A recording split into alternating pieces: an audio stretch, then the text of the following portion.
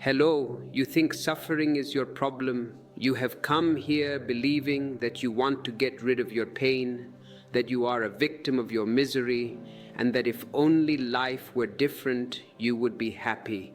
But I say to you, no, that is not the truth. Your problem is not suffering. Your problem is that you cling to suffering because you are afraid of losing who you think you are. Real happiness asks you to drop the false. Real happiness asks you to be naked before existence. This is why you fear it. This is why you suffer. In this communion, in this space we create together, I will show you a truth that few people ever see, and even fewer have the courage to live. You are afraid of the freedom that real happiness brings. You cling to your sadness because it feels safe. You cling to your problems because they feel familiar. You cling to your old self because change feels like death. You will learn why the ego is terrified of joy, why happiness feels risky to your mind, and why every time you get close to joy, you pull back. I will show you how your mind uses fear to keep you small, how society teaches you to manage happiness instead of living it, and how you can break free from this strange prison.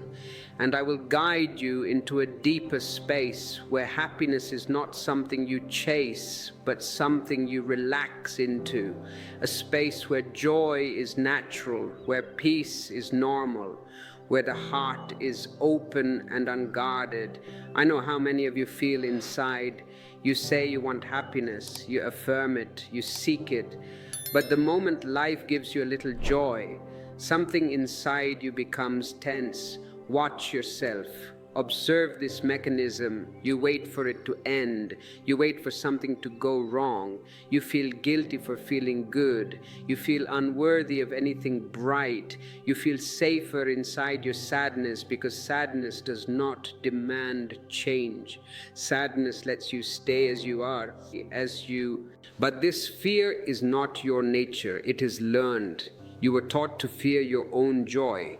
You were taught to be careful with happiness, to not trust it, to not open to it fully. And this fear makes your life small. It keeps your heart half closed. It keeps you in a quiet prison. What I share here is not about forcing positivity. It is not about chasing pleasures. This is about understanding the structure of your suffering, the hidden fear beneath your longing. Once you see it, you cannot unsee it. And once it is seen, the prison starts to crack. If you are ready to let that prison crack, if you are ready to look into the mirror of your own soul without looking away, then you have arrived at the right place. And perhaps if this message touches a chord in your being, if you feel the vibration of truth in these words, you can help this energy reach others. A simple act of liking this video or sharing it is not just a digital action. It is a ripple of consciousness. It is a way of saying yes to the light. In this journey together, I will show you why real happiness feels frightening, why your mind resists joy, why the unknown space of freedom feels unsafe to you. I will guide you through the layers of this fear, the fear of loss, the fear of change, the fear of love, the fear of openness, the fear of your true self. We will move gently, step by step, into the roots of this suffering.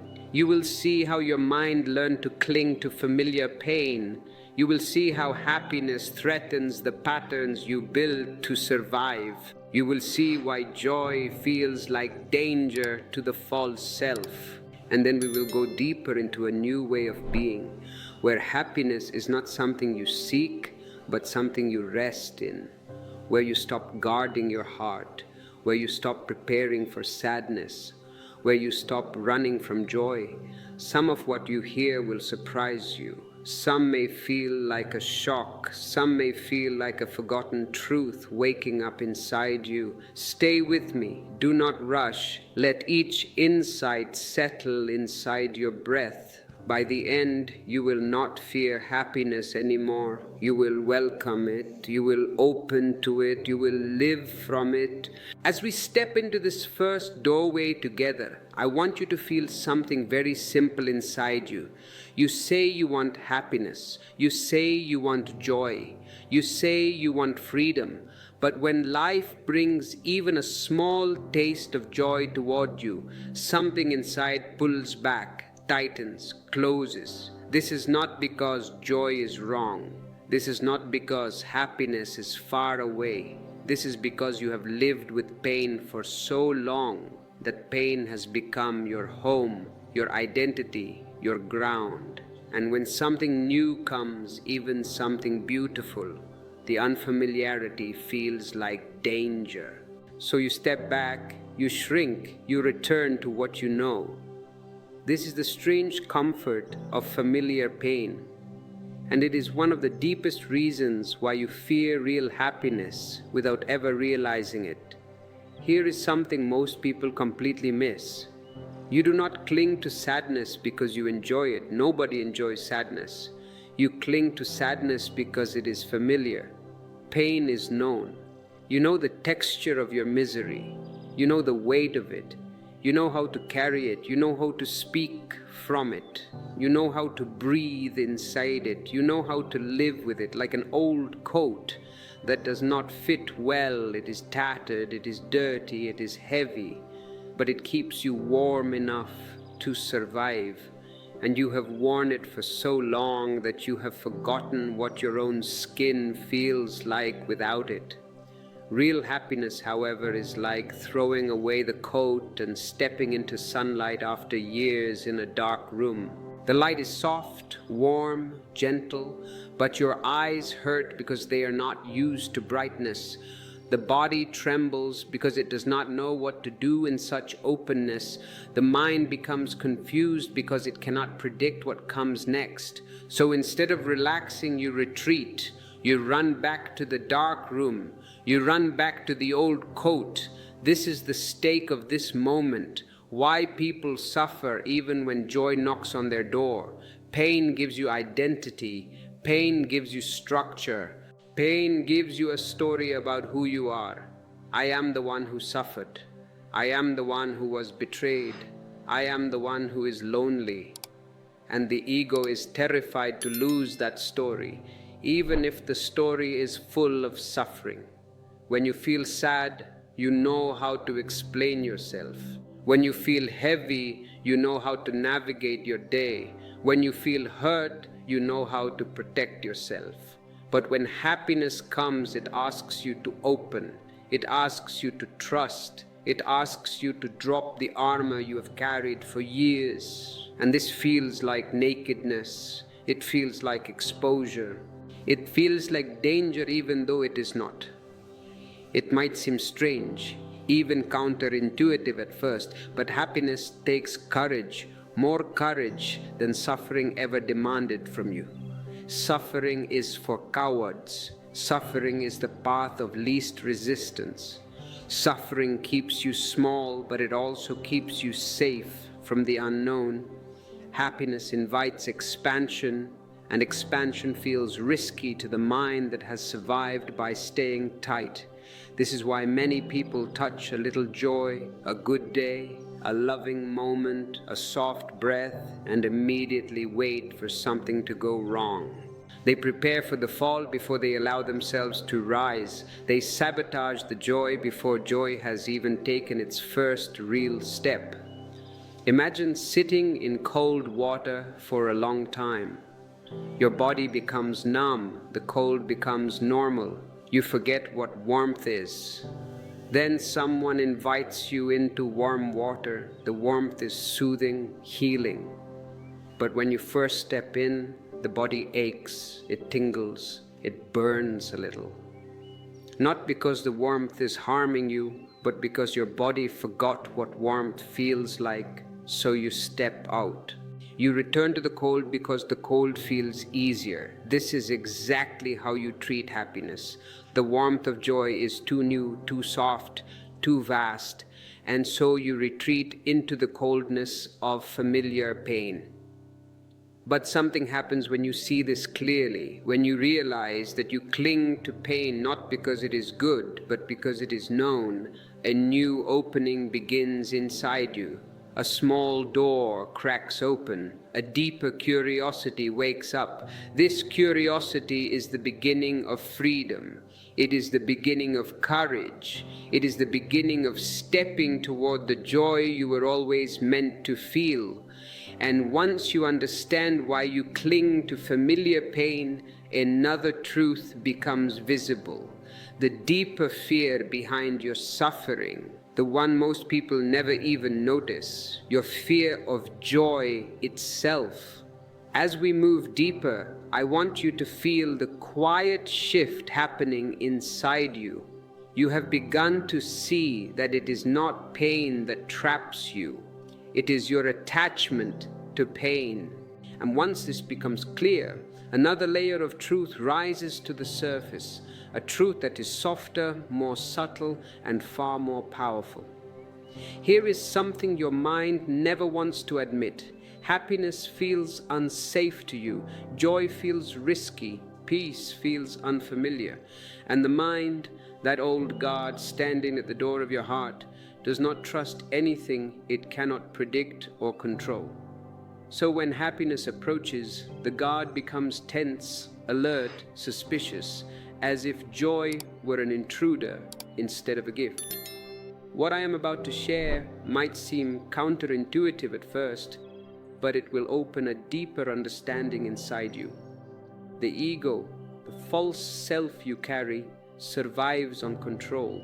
It lives on planning, predicting, managing, preventing, preparing, and happiness, real happiness, cannot be controlled. It flows when it wants to. It expands where it wants to. It softens you in ways you cannot anticipate. It takes you into spaces of openness where your old defenses have no use.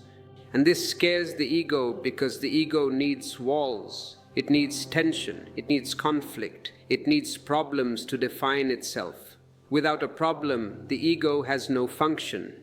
It feels unemployed. So when joy comes, joy threatens the false identity you have spent years building. The ego whispers, "Be careful, don't trust this, don't open too much, don't let go."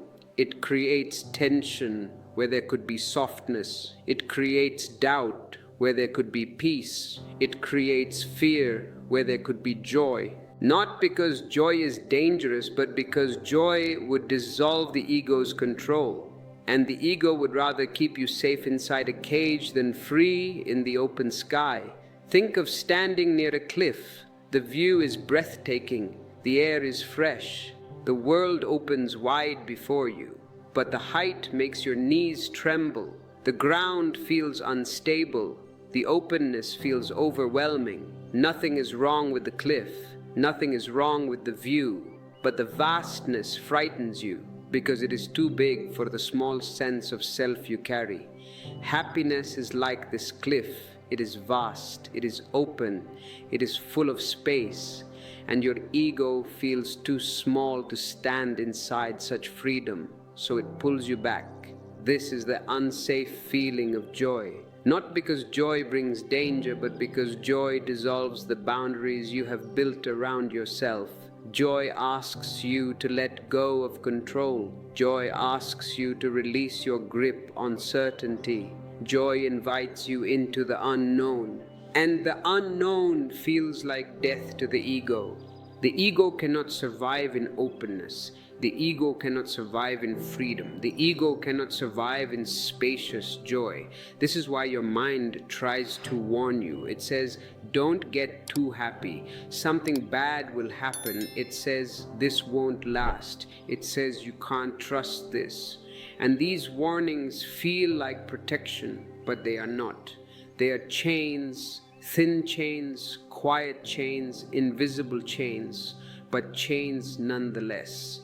And once you believe these warnings, once you obey the fear instead of the joy, you begin to suppress your own happiness. You step back from moments that could expand you. You shrink from love that could open you. You walk away from opportunities that could uplift you. You prepare for sadness even when happiness is in front of you. And without realizing it, you train yourself to fear what should be your natural state. But now that you see this, something begins to soften inside you. A new awareness rises like a small light in a dark room. You start to understand why joy feels dangerous. You start to understand why you retreat even when life offers you beauty.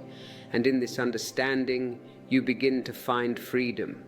Because once you know why happiness feels unsafe, you become ready to explore the deeper truth.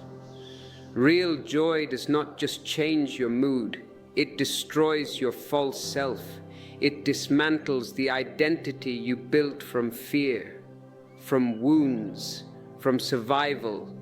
It shatters the structure the ego depends on. And this brings us directly into the next revelation, the truth that joy, real joy, begins to break down the false self you've carried for years.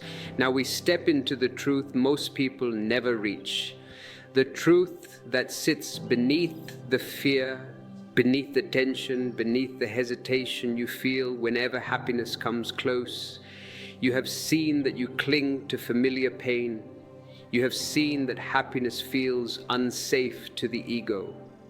And now we take the next step, the understanding that real joy does something radical. It destroys the false self you have spent your whole life protecting.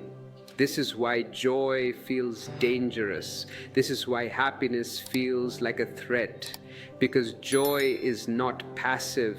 Joy is not weak. Joy is not soft the way the mind imagines soft things to be. Real joy is fire, a quiet fire, a gentle fire, a fire that burns away what is false so that what is true can finally stand on its own. Here is something most people completely miss. Sadness does not threaten the ego. Pain does not threaten the ego. Fear does not threaten the ego. These states reinforce the ego because the ego knows how to survive inside them. It knows how to narrate suffering. It knows how to explain fear. It knows how to justify pain. But joy leaves the ego with nothing to cling to, nothing to justify, nothing to predict, nothing to defend. Joy is spacious. Ego needs walls. Joy is free. Ego needs cages. Joy is fluid. Ego needs boundaries. This is why joy feels like danger to the false self. Joy doesn't fight it. Joy dissolves it. Imagine darkness in a room. You can fight the darkness. You can curse it. You can push it with your hands. You can scream at it, but nothing changes. The darkness remains because darkness is not a thing, it is the absence of something. And then you bring in a candle. You don't need to fight anymore, you don't need to struggle.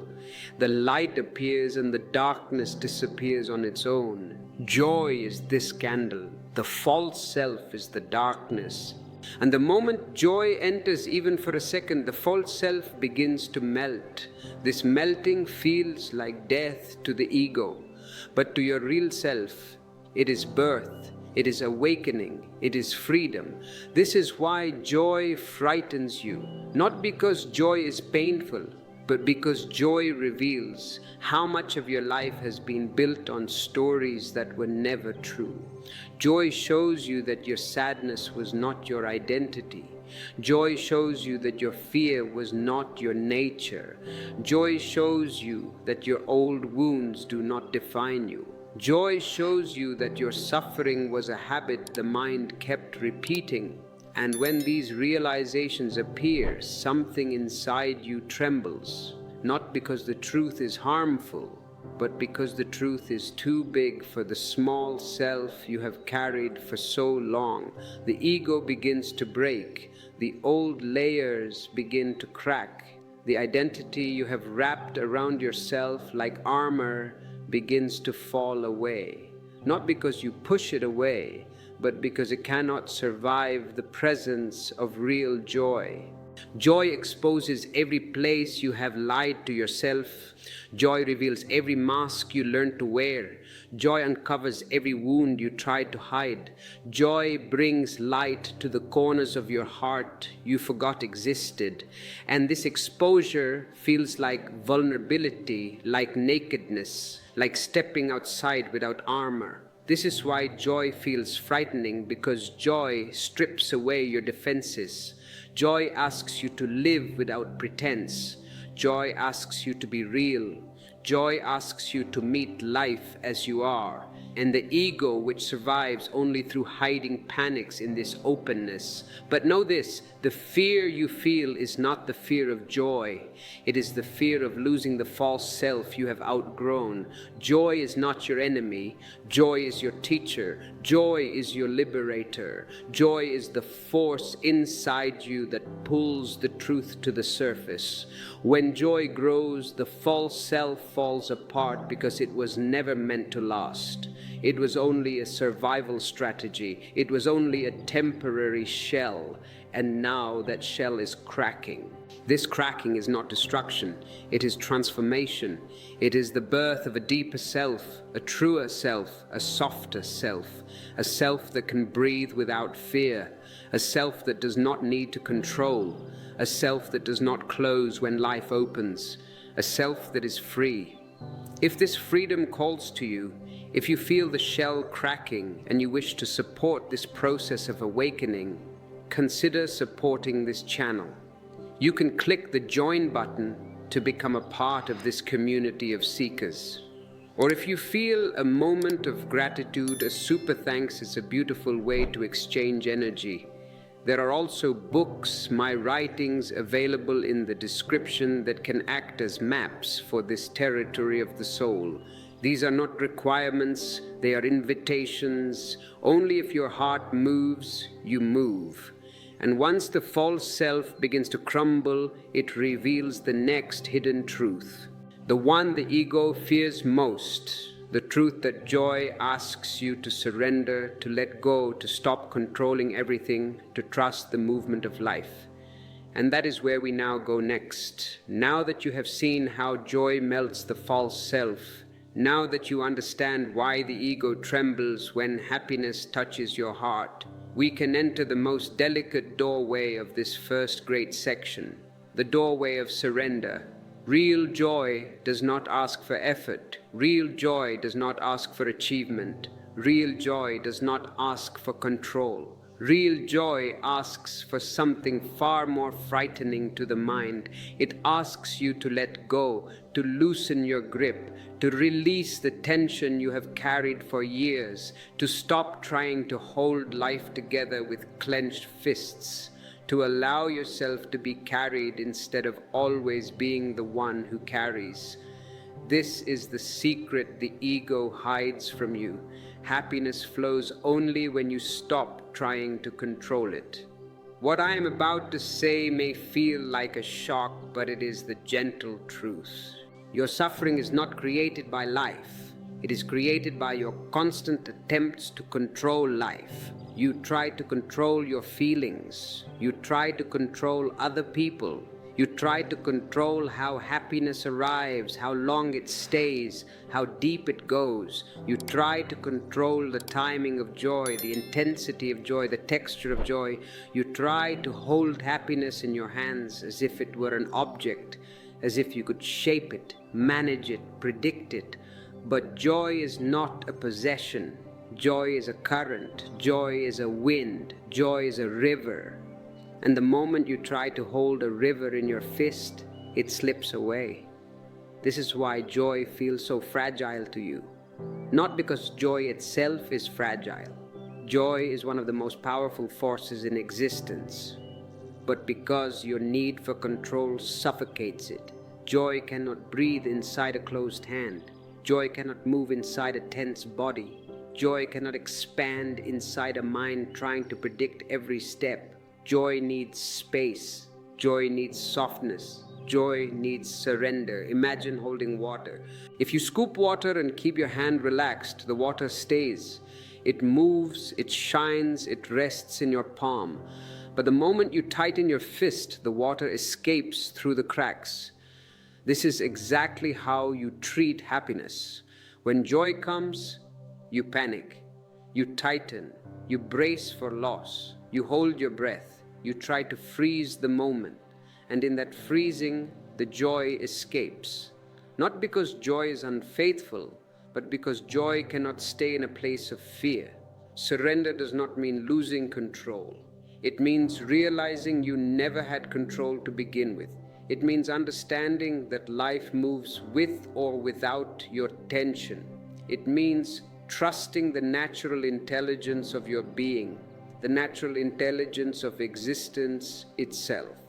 Joy is not something you make. Joy is something that rises when you stop trying to manage your experience. But here's the deeper truth. Surrender feels like death to the ego. The ego believes, if I don't control everything, something bad will happen.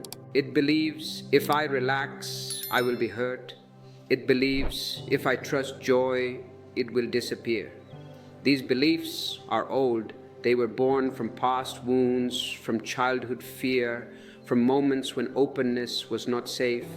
And so your ego became your guard, your protector, your shield.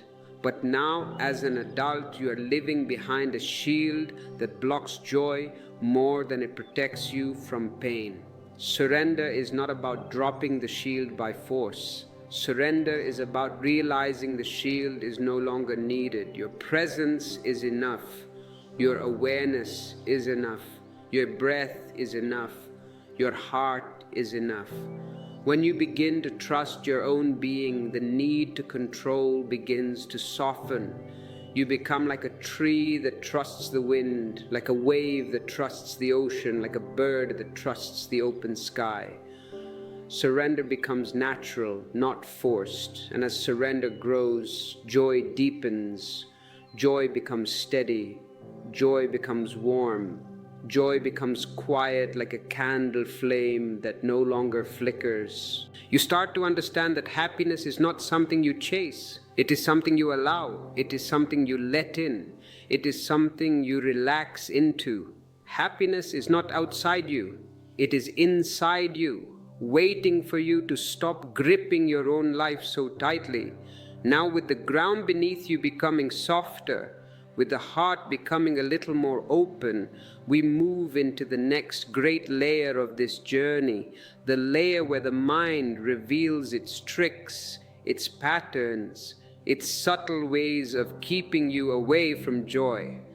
As we leave the doorway of surrender and step deeper into this vast landscape of understanding, I want you to notice something subtle inside you. Whenever you begin to relax, whenever a little space opens in your heart, whenever a small taste of joy begins to rise, suddenly the mind becomes loud again. Suddenly it begins to speak. Suddenly it begins to warn, to worry, to create tension where there was none. This is not an accident. This is not a flaw. This is the mind trying to survive. And what I will tell you now is simple, but it will explain much of your suffering. The mind needs problems to exist. Without problems, it feels lost. Without conflict, it feels useless. Without struggle, it has no job. And so the mind, without knowing it, creates suffering simply to keep itself alive. Here is something most people never see. When you are peaceful, the mind fades into the background. When you are joyful, the mind becomes quiet. When you are deeply happy, the mind has nothing to say. Happiness is the death of the restless mind. And so the mind, in its old habit of survival, protects itself by creating problems, not real problems, but imagined ones, remembered ones, future ones, exaggerated ones. It will invent reasons to worry. It will remind you of past pain. It will whisper that something will go wrong. It will tell you to be careful with joy. It will even say, "This is too good to be true." And you believe it not because the mind is wise, but because the mind is familiar. What I am about to share might feel like a gentle shock. Your mind is addicted to suffering, not because it enjoys pain, but because pain keeps it active. When everything is calm, the mind loses its position as your master. It begins to dissolve into the background and awareness takes its place. Awareness is spacious, silent, open, and the mind fears that silence. The mind fears that spaciousness. The mind fears the unknown quiet of your own being. Imagine a worker in a factory. He has worked there for years. His identity is his job. His sense of worth comes from being busy. If the machines stop, if the factory becomes silent, he panics. If there is no work, who am I? If there is no emergency, what is my purpose? This is exactly how the mind behaves when you become peaceful. When joy rises, the mind feels unemployed, so it does what it knows. It creates noise, creates fear, creates inner alarms, creates imaginary dangers to make you feel something is wrong. This is why moments of joy often bring sudden anxiety. This is why after happiness, you often feel a strange tension. This is why you sometimes sabotage your own peace. The mind is activating itself again, trying to regain control. It is like a fire alarm that rings even when there is no fire. Not because the fire exists, but because the alarm does not know how to be silent.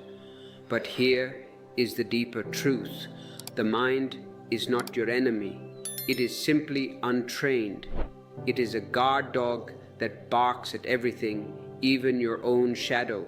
It wants to protect you, but it does not understand the difference between real threat and imagined threat. It believes that activity is safety. It believes that worry is responsibility. It believes that fear is intelligence, so it creates problems to keep itself alive. And once you see this, once you recognize the pattern, you stop taking the mind's alarm seriously. You stop obeying its warnings as if they were truth. You start to see that most of the mind's noise is unnecessary, like a radio left on in an empty room. You begin to feel space again. You begin to breathe again. You begin to recognize that silence is not danger. Silence is your natural state. And this understanding opens the door to the next layer, the layer where you see exactly how your mind creates fear around happiness itself.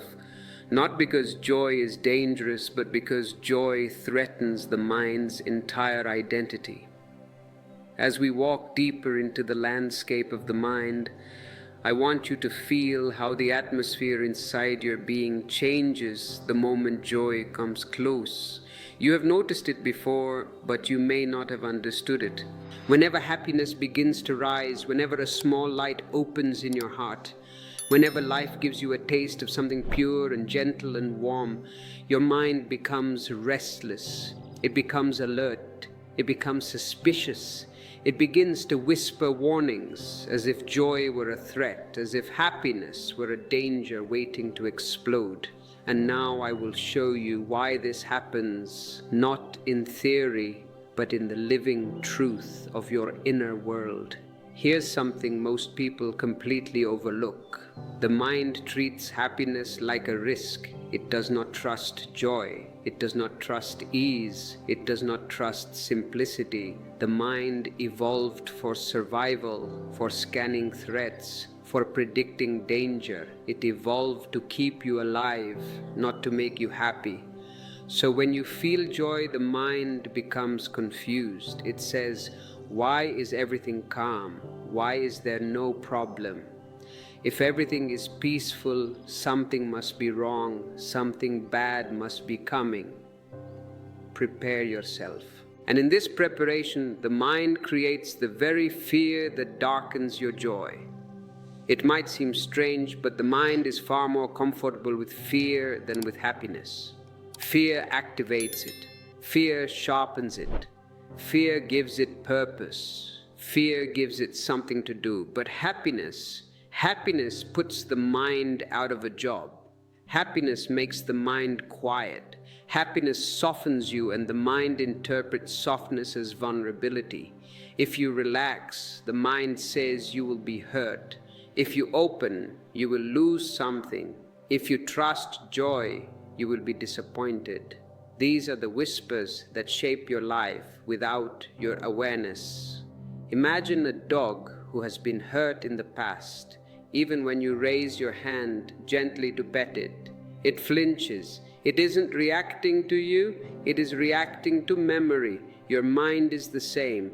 When joy approaches, the mind flinches. Not because joy is dangerous, but because the past taught the mind to expect pain.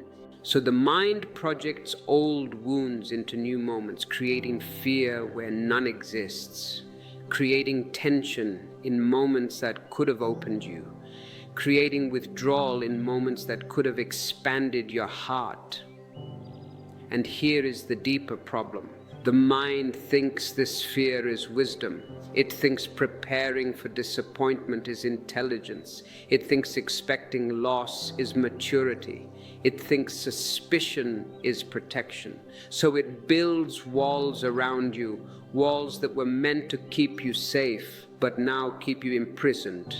The fear you feel around happiness is not an instinct. It is a habit of the mind, a reflex, a pattern repeated so many times that it feels natural. But nature is not fear. Nature is expansion. Nature is love. And to return to this nature, we must go deeper still. We must confront the illusion that is perhaps the most dangerous of all. The illusion that happiness is too good to be true. The illusion that you must not trust the light. And this is where we will go next. But for this moment, let these words settle. Let the silence return to the factory of your mind. Do not force it, just watch. The quiet suspicion that joy cannot be real. Let us move into that layer next, where the mind begins to mistrust anything light, anything peaceful, anything loving. Not because it is false, but because the mind itself is trapped in its old darkness. As we move further into the quiet workings of the mind, I want you to notice something you have felt many times but may have never understood. There are moments, small, delicate moments, when life offers you something beautiful. A soft joy, a gentle peace, a spark of love, a sense of ease you did not expect. And instead of relaxing into it, instead of allowing yourself to receive it fully, you hesitate, you tense, you look around as if something is suspicious, you wait for the moment to end, you tell yourself, this is too good to be true. And in that one thought, that one whisper of doubt, the mind closes the door to your own joy. What I'm about to share might feel like a quiet shock, but it is the truth. The mind does not trust what feels good. The mind does not trust what feels light. The mind does not trust what feels effortless, because the mind has been shaped in the fires of survival, not in the waters of peace. The mind believes that anything peaceful cannot be real, that anything simple cannot be safe, that anything joyful must be suspicious. It has been trained to believe that comfort is a trap, that ease is a warning, that joy is temporary and therefore dangerous. This is the illusion that sits at the center of modern suffering. The belief that happiness is a trick, a setup, a false promise. So when something beautiful arrives, the mind does not relax. The mind prepares for disaster. It says, be careful, don't open too much, don't enjoy this too deeply. Something bad is coming. And because you listen to this whisper, you never fully enter the joy that was already yours. Imagine walking in a peaceful garden. The sun is gentle, the wind is warm, the flowers sway lightly in the breeze. Everything is quiet and alive. But instead of enjoying it, You keep checking the path for snakes. You keep waiting for something to jump out. You keep preparing for danger even when no danger is present. This is what your mind does every time life gives you beauty. The mind cannot believe that something so gentle can be real, so it looks for reasons to distrust it. And here is the deeper truth. The illusion of too good to be true was born from your past. The disappointments, the betrayals, the losses, the unhealed wounds. Because joy was once followed by pain, the mind now fears joy itself. Because happiness once ended suddenly, the mind now sees happiness as the threat. Because you once opened and were hurt, the mind now avoids opening altogether. The mind does not understand time. It does not understand that the past is over. The mind believes every joy will end the same way it did before. But what the mind calls wisdom is actually fear. What the mind calls caution is actually conditioning. What the mind calls realistic thinking is actually unhealed pain. The mind is not protecting you from the future. It is repeating the past. And when you believe this illusion, something tragic happens. You sabotage your own happiness. You withdraw from joy before joy even has a chance to root itself. You pull away from love before love can deepen. You ruin the moment with fear before the moment can nourish you. You walk away from the gardens of your own heart because you think something dangerous must be hiding there. But now that you see this illusion clearly, something inside you begins to soften. You start to feel the possibility that joy may not be a trick, that happiness may not be a trap, that ease may not be a warning, that peace may not be temporary. You begin to question the mind's suspicion. You begin to feel deeper into the moment instead of scanning for danger. You begin to trust your own experience more than the echoes of your past. And this opens the way to the next truth. A truth most people never see, a truth that keeps them bound in suffering even when life tries to open them. The truth is this: your mind has become addicted to suffering. Not because you want to suffer, but because suffering is familiar. Suffering is known. Suffering is predictable. And the mind clings to what is known, even if it hurts. And now we walk together into that next understanding. Now we enter one of the deepest layers of your inner world, a place most people never dare to look. A place so quiet and so hidden that even you may not have seen it until now. You have seen how the mind needs problems to survive. You have seen how the mind creates fear around happiness. You have seen how the mind mistrusts anything beautiful, peaceful, or easeful. And now we come to the very root of this pattern, the silent truth. Beneath your suffering, your mind has become addicted to pain. Not because you enjoy suffering, not because you consciously choose it, not because you want a difficult life. No, the addiction is subtle, unconscious, woven through years of habit, memory, and emotional conditioning. Pain feels familiar, suffering feels known, sadness feels like home. And when something is familiar, the mind will always return to it, even if it hurts. Suffering gives the mind something to do. It gives the mind a shape, a direction, a tension to hold on to. Without suffering, without fear, without conflict, the mind does not know who it is. Here is something most people never realize. The mind is terrified of being unnecessary. The mind depends on friction, emotional friction, mental friction, relational friction, to maintain its importance.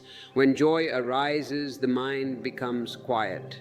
But when the mind becomes quiet, something else awakens, awareness. And awareness is the true master of your being. Awareness is spacious, calm, present.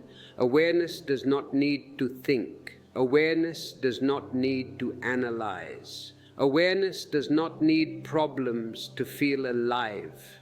Awareness simply is. And the mind fears this simplicity because in the presence of awareness, the mind loses its throne. So the mind clings to suffering because suffering keeps the mind in power.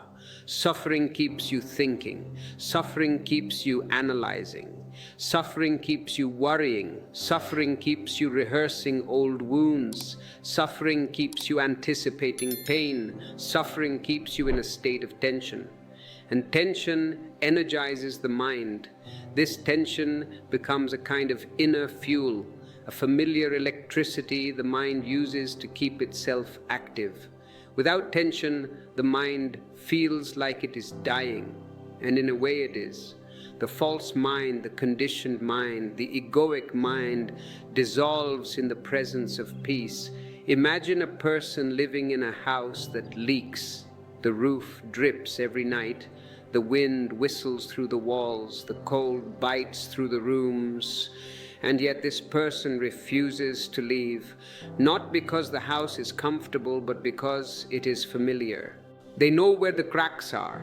They know where the wind comes in. They know how to arrange the furniture to stay warm enough to survive. Leaving the house, stepping into a new home, a new environment, a new reality, feels too uncertain, too open, too unknown. So they stay. They remain in a broken place simply because it is the place they know. This is exactly how the mind treats suffering.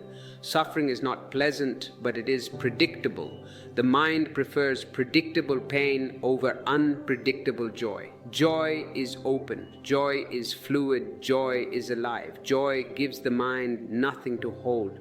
Joy invites surrender, and surrender feels like death to the mind. So the mind sabotages joy to keep you in the emotional house it understands, even if that house is leaking, cold, and collapsing. But once you see this pattern, once you see that your suffering is not coming from life, but from your addiction to the familiar tension inside your mind, everything begins to shift. A new space opens. A new question arises. What would happen if I did not return to suffering? What would happen if I stayed with the unfamiliar feeling of peace? What would happen if I allowed joy to deepen instead of running from it? And in that moment of questioning, the addiction begins to crack. You start to notice the impulse to return to familiar pain, the urge to worry, to think, to predict, to tighten, to imagine danger.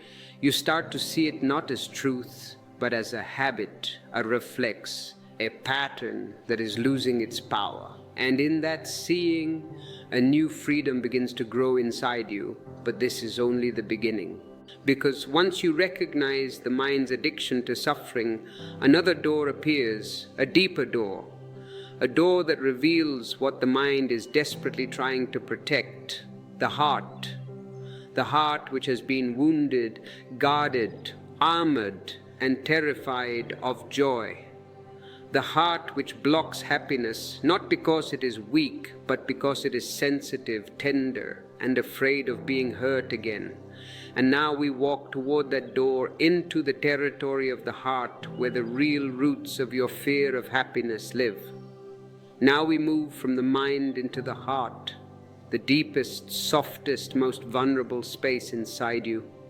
Up until now we have seen how the mind clings to suffering, how it mistrusts joy, how it builds illusions to keep you from stepping into freedom. But the mind is only half the story. The other half, the quieter half, the truer half, lives in your chest. It lives beneath your ribs. It beats inside you like a forgotten drum. And it has carried wounds far older than your thoughts, far older than your fears, far older than your identity. This is the heart. And the heart is terrified of openness. Here is something I say to you with great gentleness. Your heart is not closed because it is weak. Your heart is closed because it remembers. It remembers every moment you opened and were hurt. It remembers every time you trusted and were betrayed. It remembers every time you loved and were left alone. It remembers every tenderness that was not met, every softness that was not received, every longing that went unanswered. The heart remembers the pain of openness, and because of this memory, the heart becomes cautious, quiet, guarded. The heart retreats into a small room inside your chest, and it closes the door to protect itself from the world. This guarding becomes a habit, a reflex, a silent strategy. You may not notice it anymore because it has been with you for so long. It shows up in the way you brace before good things. It shows up in the way you keep an emotional distance from joy. It shows up in the way you feel a rising tension when you begin to relax. It shows up in the way you distrust happiness even when it stands right in front of you. The heart fears openness because it equates openness with pain. And so when happiness approaches, the heart tightens. When joy enters, the heart closes. When life tries to expand you, the heart retreats. Imagine a bird who spent years in a cage. One day the door opens. The world outside is vast, blue, generous. But the bird does not fly out. It trembles at the edge. It grips the metal bar. It stares into the sky with fear, not because the sky is dangerous, but because the bird forgot how to trust the wind. This is your heart. It wants to open. It was made to open, but it has forgotten how. And the sky, the joy, the love, the freedom, the happiness looks too vast, too open, too unknown. So your heart stays where it is, thinking the cage is safer than the sky. Your heart fears openness for one simple reason. Openness means vulnerability, and vulnerability means you can be touched deeply, touched fully, touched in ways that break the old armor you have carried. Happiness expands you, and expansion feels like exposure. Expansion lifts the roof of your inner room, and suddenly you can feel everything again. The beauty, the tenderness, the joy, the love, but also the risks that come with feeling. And the heart, confused and wounded, does not want to feel too much, so it closes before opening. It chooses safety over aliveness. It chooses numbness over risk. It chooses a small life over a broken heart. But now that you are seeing this clearly, something begins to shift inside you. Awareness is like warm sunlight touching a frozen lake. Slowly the ice begins to melt. Slowly the hardness softens. Slowly the old defenses begin to loosen. You begin to understand that openness is not danger, it is life. You begin to feel that vulnerability is not weakness, it is a strength. You begin to sense that feeling deeply is not a threat. It is the only way to live fully. If this message is melting the ice around your heart, take a moment to honor that. You can support this channel by clicking the join button, ensuring that these words continue to flow to those who need them, or perhaps a super thanks to show your appreciation for the warmth returning to your life. And as you feel this softening, a deeper fear begins to reveal itself, the fear of losing joy once it arrives. This fear sits beneath the heart's armor like a quiet shadow. It is not the fear of opening, it is the fear of what will happen if you open and then happiness disappears.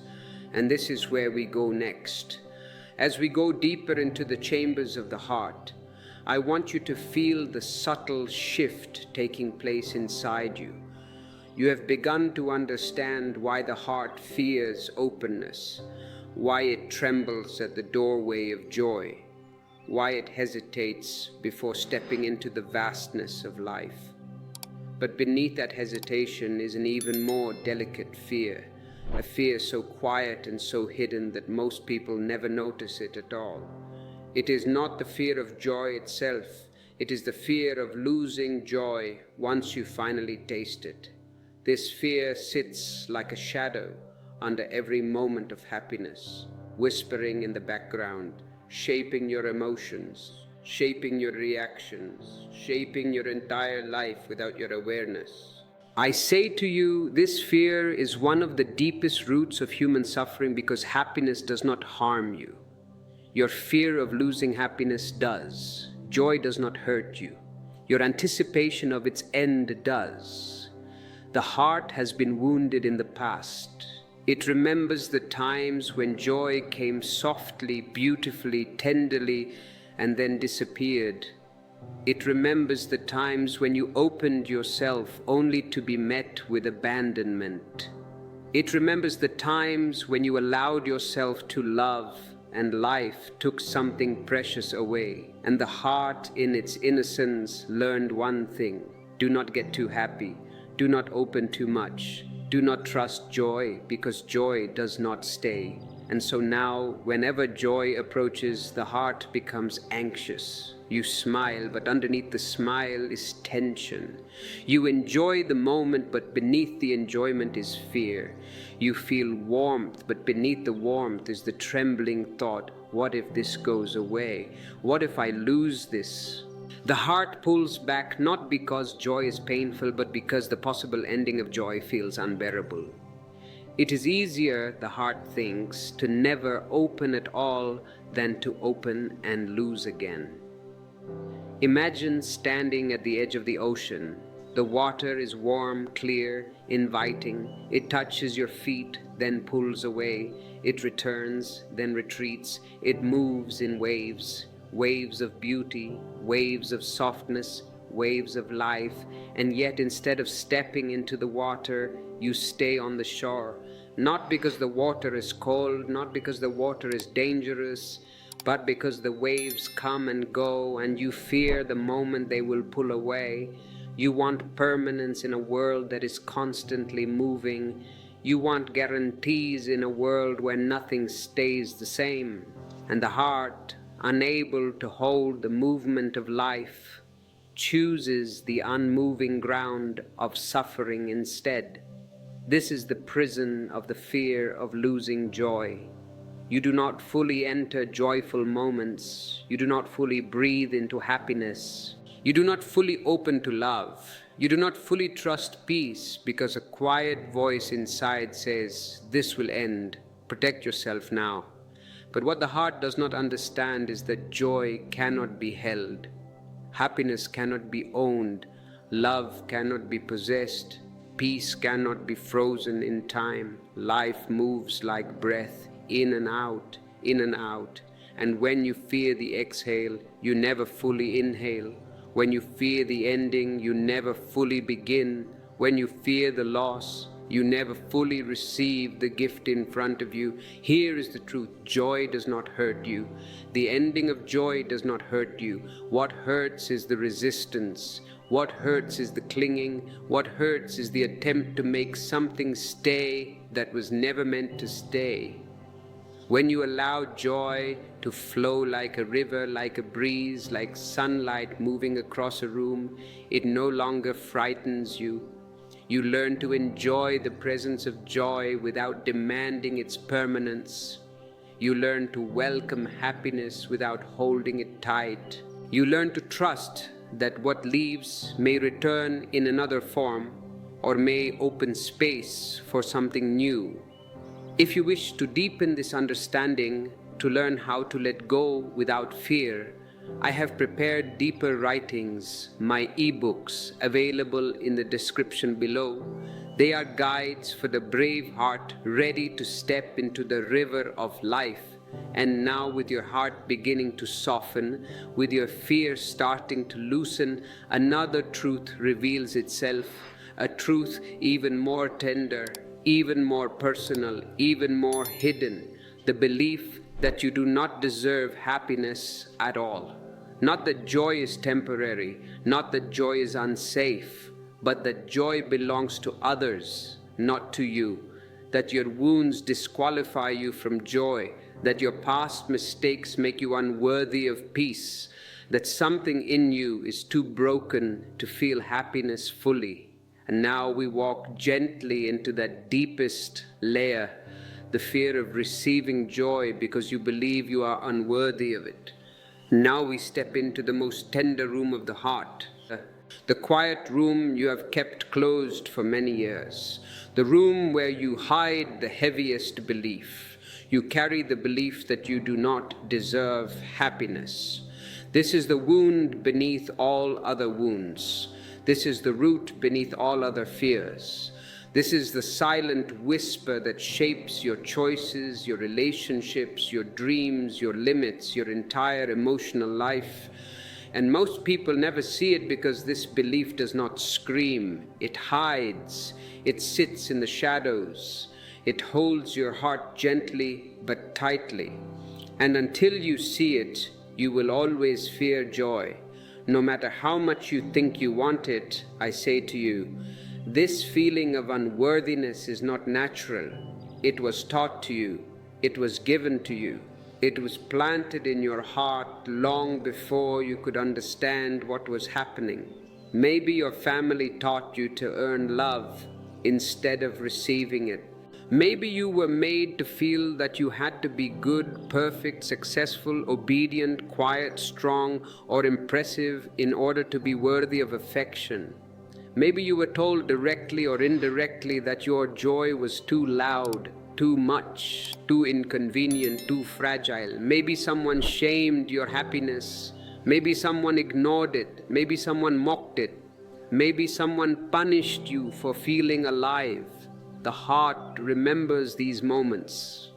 And slowly, quietly, without your awareness, the heart began to believe, happiness is not for me. This belief becomes a filter, a lens, a story, a silent contract with yourself. So even now, as an adult, when happiness approaches, something inside you steps back. Something inside you says, not me, not yet, not like this. You shrink before the moment expands. You reject joy before joy can land. You create small reasons to sabotage good things. You walk away from opportunities that could nourish you. You keep your desires half alive. You keep your dreams half possible, and your heart remains half open. Not because joy is wrong, but because you feel wrong for wanting it.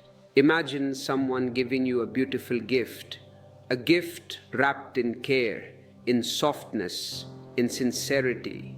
And instead of opening it, you hide it in a drawer because you feel you don't deserve something so beautiful. It sits there waiting for you, untouched, unseen, unreceived. Not because the gift was unworthy of you, but because you were convinced you were unworthy of the gift. This is how you treat happiness. Life hands it to you in small moments, in laughter, in connection, in quiet mornings, in warm sunlight, and you hide it in a drawer inside your chest. The illusion of unworthiness is powerful because it feels like truth. It feels like something you are, not something you learned. It feels like identity, not injury. It feels natural, not imposed. But it is a lie created by the wounds of your past. A lie reinforced by people who were also wounded, also afraid, also unable to receive joy themselves. Hurt people do not teach happiness, they teach fear. Sleepwalkers do not teach worth, they teach doubt. And so your unworthiness is inherited, not chosen. But here is the deeper truth. You were born worthy. You were born open. You were born with a heart designed to feel joy. Worthiness is your nature. Unworthiness is the conditioning. Worthiness is your essence. Unworthiness is the shell. Worthiness is the flame. Unworthiness is the dust that settled over it. And now, as awareness returns to your being, you begin to blow gently on the flame. The dust begins to move. The light begins to appear. Something inside you whispers again, maybe I am allowed to feel good. Maybe I am allowed to open. Maybe I am allowed to receive. Once you begin to see the illusion of unworthiness, it loses its power. You stop taking its voice seriously. You begin questioning the stories that kept you small. You begin seeing that every human being is worthy of love, peace, joy, including you, especially you. You begin to soften in the places where you once hardened. You begin to breathe into spaces where you once held your breath. You begin to allow moments of joy to enter without pushing them away. And as this softening takes place, something miraculous happens. The heart begins to trust again. The heart begins to open again. The heart begins to feel safe enough to receive again. And in that safety, in that openness, in that soft trusting, you become ready for the next shift. The shift where the heart learns not only to open, but to stay open. Not only to feel joy, but to allow joy to move freely. Not only to soften, but to blossom. And this brings us gently into the next doorway. The moment when the heart begins to melt, when the armor falls away, when the softness returns like a spring after a long winter. The doorway where you finally allow the heart to soften again. Now we come to the moment.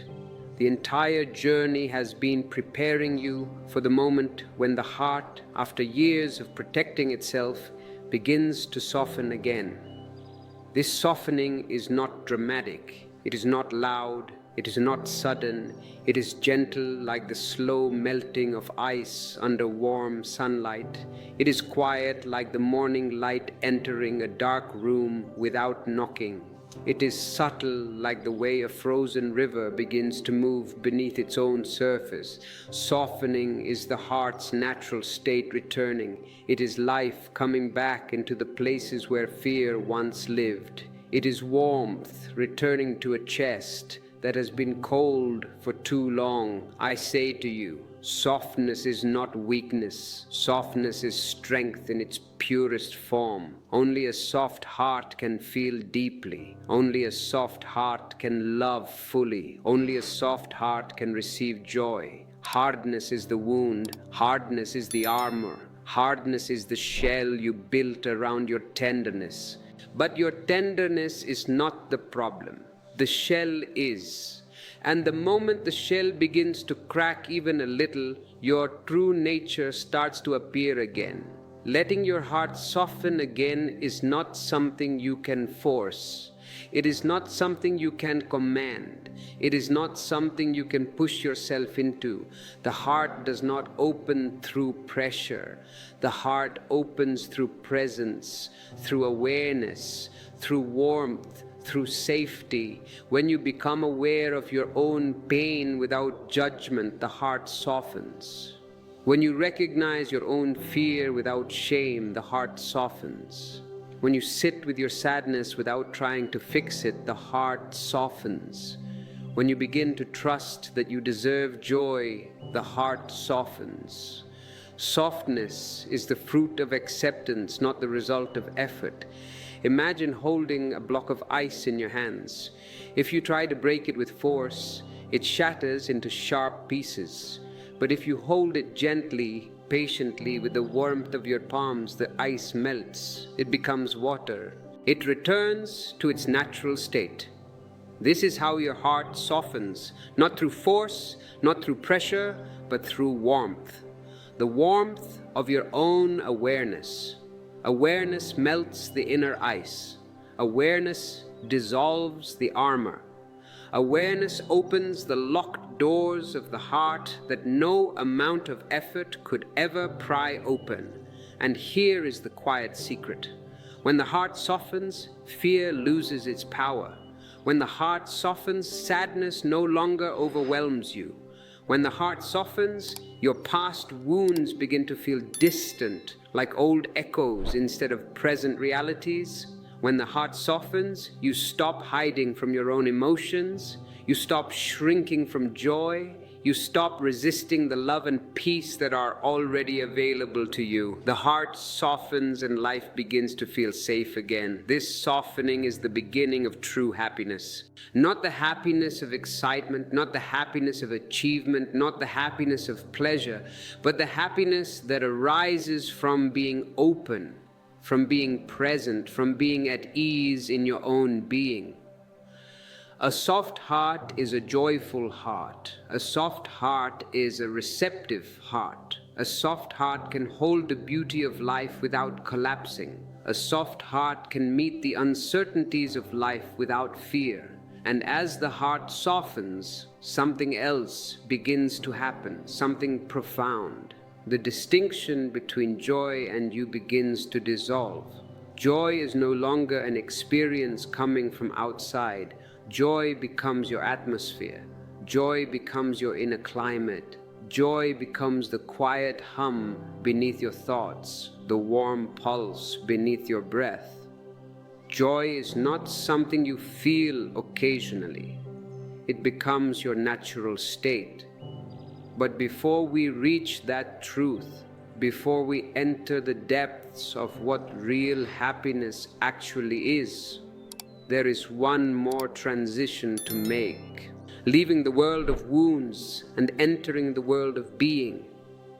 Now that your heart is soft enough to feel, soft enough to breathe, soft enough to receive, you are ready to step into the deeper truths, the truth of what joy really is, beyond emotion, beyond intensity, beyond pleasure.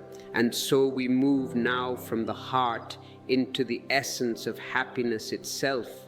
Now that the heart has begun to soften, now that the inner armor has started to melt, now that you are no longer fighting your own tenderness, we can enter the next great truth of this journey. The truth about what happiness actually is. Most people spend their entire lives chasing happiness and yet never find it. Not because happiness is far, but because they are looking in the wrong direction. They confuse happiness with pleasure. They confuse joy with stimulation. They confuse aliveness with excitement. And as long as these illusions stay alive in the mind, real happiness will always remain out of reach, even when it is standing right in front of you. I say to you, happiness is not pleasure. Pleasure is of the senses. Pleasure is external. Pleasure is a stimulation. Pleasure depends on something outside you, a person, an event, an achievement, a taste, a moment. Pleasure is like sugar. It gives you a quick rise, a quick spark, a quick intensity, but then it fades, it falls, it disappears, and the mind, addicted to the memory of that spark, begins to chase it again and again and again. This is why pleasure exhausts you. This is why excitement drains you. This is why the pursuit of pleasure leaves you feeling empty even after moments of intensity. Pleasure is a visitor. Happiness is a home. Pleasure comes and goes. Happiness stays. Pleasure depends on conditions. Happiness needs none. Pleasure is temporary. Happiness is timeless. Pleasure rises and falls. Happiness is steady, quiet, deep. Imagine eating a sweet fruit. The taste is wonderful. The moment is delightful, but it passes. No matter how good the taste is, you cannot live on that sweetness alone. It is beautiful, but it is not nourishment. This is pleasure. Now imagine drinking clear water when you are very thirsty. It is not intense. It is not flashy. It is not dramatic, but it nourishes you, fills you, becomes part of your being. That is happiness, not an explosion, but a deep quenching. Most people chase pleasure believing they are seeking happiness. And when pleasure fades, as it always does, they think happiness has abandoned them. They say, "Why can't joy stay?" But joy never left. They were holding pleasure and calling it happiness. Pleasure is like wind. Happiness is like the sky. Pleasure is a spark. Happiness is a flame. Pleasure is the wave, happiness is the ocean. When the heart softens, when the grip of the mind loosens, when the armor begins to fall, you become able to feel happiness in its true form. Not as intensity, but as depth. Not as noise, but as silence. Not as excitement, but as calm aliveness. Happiness feels like inner warmth, like an open space inside your chest, like a breath that finally reaches the bottom of your lungs, like standing in a room filled with quiet light. Happiness is gentle, steady, nourishing. It does not pull you up, it grounds you, it settles you, it brings you home. But the reason most people fear happiness is because they mistake happiness for excitement. They think that if joy is not loud, it must not be real. They think if peace is not dramatic, it must be empty. They think if calm is not intense, it must be boring. These are illusions created by a world addicted to stimulation. You have been taught that louder is better, faster is better, more is better. And so when real happiness appears, soft, warm, simple, you overlook it. You call it nothing, you call it plain, you call it just okay. But the truth is that the quietest moments are the ones your heart has always longed for. And once you begin to see this difference, once you begin to taste happiness without confusing it with pleasure, something extraordinary begins to happen. You stop chasing intensity, you stop seeking highs, you stop running after experiences that burn bright and fade quickly, you stop exhausting your nervous system, you stop overwhelming your heart, you begin to turn inward to sense the stillness, the warmth, the presence that has been waiting for you all along. And from this stillness, something even deeper rises. A joy that is not an emotion, not a reaction, not a momentary state, but a quiet presence, a kind of inner glow that lives beneath your thoughts, a kind of peace that breathes inside your chest, a kind of warmth that radiates outward without any reason at all. This brings us into the next understanding, the truth of joy as inner stillness, joy as the quiet of your own awareness, joy as the natural fragrance of a mind at rest and a heart that is no longer afraid. Let us walk into that now. Now that you have tasted the truth that happiness is not pleasure, that it is something deeper, quieter, and far more nourishing than the fleeting sparks of stimulation, we can take the next step, the step into the heart of joy itself. Real joy is not something that happens to you. Real joy is something that awakens within you. When your mind becomes still, when your heart becomes soft, when your being is no longer fighting itself, joy is not an emotion. Joy is a state of being, a state of presence, a state of inner stillness. I say to you, joy is not loud, joy is not intense, joy does not shout, joy does not explode. Joy is like the silence before dawn, a silence that is alive, a silence that is full, a silence that has its own pulse, its own warmth, its own quiet music. You do not hear joy the way you hear excitement. You feel joy the way you feel breath inside your chest.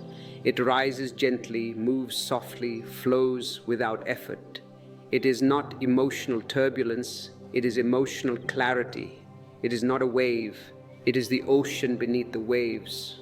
Most people never discover this joy because their minds are too noisy. Their thoughts are too fast. Their emotions are too reactive. Their anxiety is too loud.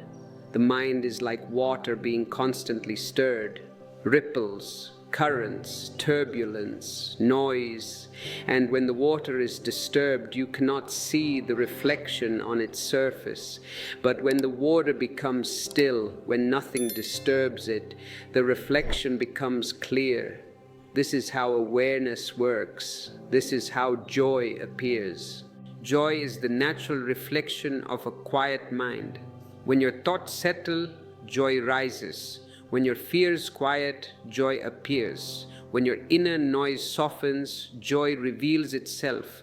When your need to control dissolves, joy fills the space. Joy does not need to be created. It emerges from stillness in the same way stars appear when the clouds pass. Joy has always been there. It was only hidden beneath the storm of your thoughts. Imagine a lake after a storm.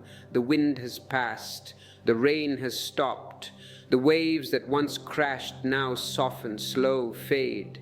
Slowly the lake becomes still, and in that stillness something magical happens. The sky reflects on the water, the moon reflects, the trees reflect, the stars reflect. The lake becomes a mirror showing the beauty that was always above it, always around it, but impossible to see when the surface was disturbed.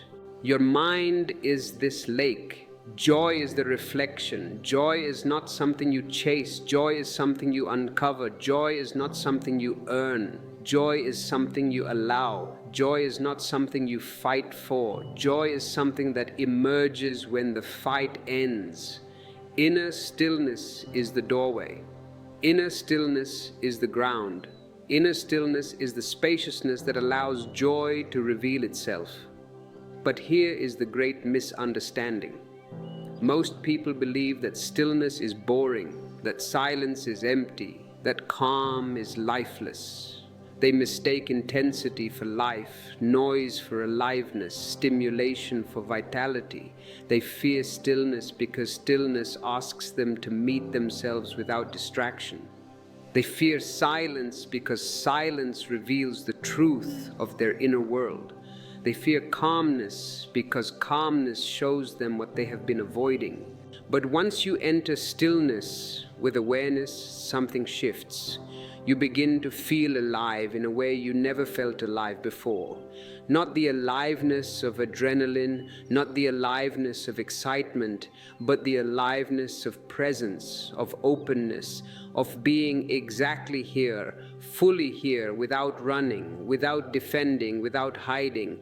And in this stillness, a new kind of warmth begins to rise inside the heart.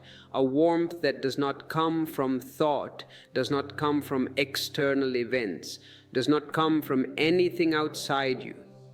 It is the warmth of simply being, the warmth of existing, the warmth of your own awareness touching your own presence. If you are feeling this warmth now, if this stillness is resonating with your spirit, you can honor this connection. Click the join button to stay close to this energy, to support the creation of this space. Or if you feel a surge of gratitude, a super thanks allows this message to reach further into the world. And this warmth is the next step in our journey. The understanding of joy as inner warmth, as a gentle fire that burns within you without consuming you, as the natural glow of a heart that is no longer afraid. Let us move into that now. As the waters of your mind become still, as the noise begins to soften, as the waves of worry settle into a quiet calm, something new begins to rise from within you. Not a thought, not an idea, not an emotion, but a feeling. A warm, gentle, steady feeling that lives in the center of your chest. A feeling that does not depend on what you have, what you achieve, or what others think of you. A feeling that does not rise and fall like pleasure, does not flash and fade like excitement. It is quieter than happiness as you once understood it. It is deeper than joy as you once imagined it. It is the warmth of your own being. I say to you, real joy feels like warmth in the heart, not heat, not intensity, not a rush. Warmth, a soft, living warmth, a warmth that spreads without effort, without noise, without asking anything from you. It is the warmth of presence, the warmth of being alive, the warmth of feeling at home inside your own body after years of living in your mind. It is the warmth of returning to yourself. Most people search for joy outside. in people, in success, in stimulation, in comfort, in achievement. And because of this, they never noticed the quiet warmth that has always been inside them. This warmth was not gone, it was covered by fear, covered by tension, covered by shame, covered by old wounds, covered by the noise of the mind. But when the mind becomes still, when the heart softens, when the walls begin to crumble, the warmth returns like embers breathing beneath ashes, waiting for a single breath of awareness to glow again. This warmth is the presence of your true nature. It is the signature of your being. It is the light of consciousness shining through the body. When you feel this warmth, you are not excited, you are at peace, you are not agitated, you are grounded, you are not overwhelmed, you are open. This is why real joy feels safe. It feels supportive. It feels like something you can rest in, lean into, trust fully. This warmth is not fleeting because it does not come from outside. It does not come from circumstance. It does not come from conditions. It comes from the quiet aliveness that is always inside you, beneath all the layers you thought were you. Imagine holding a cup of warm tea on a cold morning. The heat moves into your palms, into your fingers, up your arms, into your chest, into your breath. It is not sharp, it is not intense, it is gentle. But you feel it everywhere. It calms you, it centers you, it grounds you in the moment. This is how joy feels when it rises from within. Not a dramatic fire, but a steady glow that fills your being from the inside out. And here is the beautiful truth. This inner warmth is always there, even on difficult days, even when sadness comes, even when fear returns, even when life challenges you, the warmth is not gone. It is simply hidden like the sun behind clouds.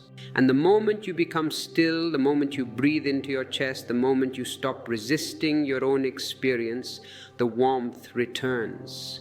This warmth is the foundation of love. Not romantic love, not attached love, not demanding love, but pure love, open love, quiet love, love as the natural fragrance of an unafraid heart. A warm heart becomes a loving heart, and a loving heart becomes a joyful heart. You do not choose love. Love arises when the heart is warm. You do not force compassion. Compassion appears when the heart is open. You do not manufacture joy. Joy grows naturally in the warmth of awareness. And now, because this warmth has begun to awaken inside you, you are ready to see the final truth of this section. The truth that happiness is not something added to you, but something revealed within you. The truth that happiness is not something you achieve, but something you uncover. The truth that happiness is your true nature, your original essence, your natural state before fear, before conditioning, before the world taught you to close. And so we now walk into the deepest understanding of all, the understanding of happiness as your true nature, the quiet sun behind every cloud of suffering you have ever known. Now we arrive at the heart of this entire journey, the truth that has been waiting beneath every layer you have peeled back, beneath every fear you have faced, beneath every illusion you have seen through. You have traveled through the fear of joy, the resistance of the mind, the armor of the heart, the difference between pleasure and happiness, the stillness beneath your thoughts, the warmth rising in your chest. And all of this was leading you here to the simple, silent, astonishing revelation that happiness is not something you must earn, chase, search for, or achieve. Happiness is who you are when you stop running from yourself. Happiness is your true nature. I say to you, Happiness is not an achievement, it is your essence, it is not a reward, it is your birthright, it is not a rare estate, it is the natural state of your being. When fear dissolves, when conditioning loosens, when the dust of the mind settles, happiness is not something you add to your life. It is something you uncover by removing everything that is not you. The sadness was learned, the guilt was taught, the shame was inherited, the fear was absorbed, the tension was copied, the doubt was planted. But happiness, quiet, warm, spacious happiness, has been with you since the beginning, waiting like a sun behind the clouds. This is why when you touch real happiness, even for a moment, it feels so familiar.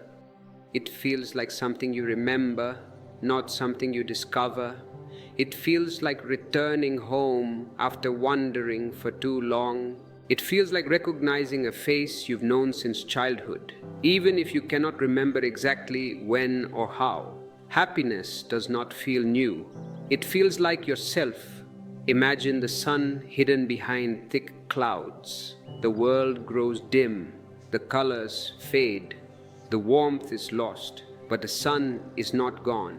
It is only covered, and when the clouds finally part, even for a moment, the light that shines through is not new. It was always there. The sun has been shining the whole time. It was the clouds that came and went, not the sun. Your happiness is this sun. Your sadness is the cloud. Your fear is the cloud. Your conditioning is the cloud. Your doubts are the cloud. And clouds are temporary, but the sun is not. Your true nature is joy. Your true nature is peace. Your true nature is presence. Your true nature is love. These are not qualities you develop. These are not skills you train. These are not traits you build over time. These are the qualities of consciousness itself. The qualities of your being when you are not lost in thoughts, stories, memories, anxieties, or illusions. When you are present, fully present, without running into the past or the future, you feel it immediately. The quiet joy humming beneath everything, the subtle glow in your chest, the peace in your breath, the ease in your body. This is you. This has always been you. The world has taught you to chase happiness, but you cannot chase what you already are. The world has taught you to search for happiness in success, in relationships, in achievements, in possessions, in recognition. But you cannot find externally what lives internally. The world has taught you to work for happiness, but you cannot work for something that is not separate from you. And this is why every search for external happiness eventually leads to exhaustion. You are running outside yourself when the treasure is inside. And when you see this truth, not intellectually, not as an idea, but in your own direct experience, something profound shifts inside you. A long tension you have carried your entire life begins to dissolve. The chase ends, the struggle ends, the seeking ends. You stop running after happiness like a hungry traveler and begin to rest in yourself like someone who has finally come home. You stop trying to become happy and start being happy, not as a high, not as excitement, but as your natural state. This is the moment where the illusion falls. Happiness was never a destination. Happiness was the ground beneath your feet the whole time. And now, with this understanding alive inside you, with your heart warm and your mind quiet, you are ready for the next part of the journey, to learn how to live from this happiness, how to allow it, how to trust it, how to sustain it, how to stop fearing it, how to let joy become your way of moving in the world. We have reached the deepest truth. Now we begin the transformation that grows from it. Now that you have seen happiness as your true nature, Now that you understand joy is not something distant but something alive inside you, we step into one of the most subtle and destructive habits of the human mind, the habit of preparing for sadness. This habit lives so quietly in your chest that most people never notice it. They call it being realistic. They call it being careful. They call it being practical. But it is none of these things. It is fear wearing the mask of wisdom. It is doubt pretending to be maturity. It is the heart bracing for a pain that has not come, and in that bracing blocking joy that has already arrived. I say to you, the reason joy feels short-lived is not because joy disappears quickly, but because you do. You tense, you tighten, you pull back, you prepare for loss. The moment life gives you something beautiful, it is like standing under warm sunlight and raising an umbrella out of habit. You block the very thing you long for. You reject the very nourishment your heart has been starving for. Not because you do not want it, but because you fear losing it. And so you prepare yourself in advance. You begin grieving before anything is gone. You begin protecting yourself before anything is threatened. You rehearse sadness so you will not be surprised by it. But in doing so, you miss the joy that is already here. Imagine sitting in a peaceful garden. The air is soft, the breeze is warm, the flowers are open, the birds sing, and yet your body is not here. Your mind is calculating the next storm, the next disappointment, the next moment something might go wrong. This is what most people call being careful. It is not carefulness, it is fear. Fear that has been passed down through generations, fear that has been wrapped in lessons, fear that has been disguised as being prepared. But what you are preparing for is sadness, and preparation becomes invitation. When you expect sadness, you create it. When you anticipate pain, you make space for it. When you brace your heart, it tightens around emptiness. Sadness will come when it comes. Loss will come when it comes. Pain will come when it comes. These things are part of life, like sunset is part of the day, like winter is part of the year. But you do not need to live in winter all year long. You do not need to sit in darkness at noon. You do not need to breathe grief before life has given you any reason to grieve. You have carried emotional umbrellas for storms that never arrived. You have tightened your heart for losses that never came. You have dimmed your joy for reasons that never became real.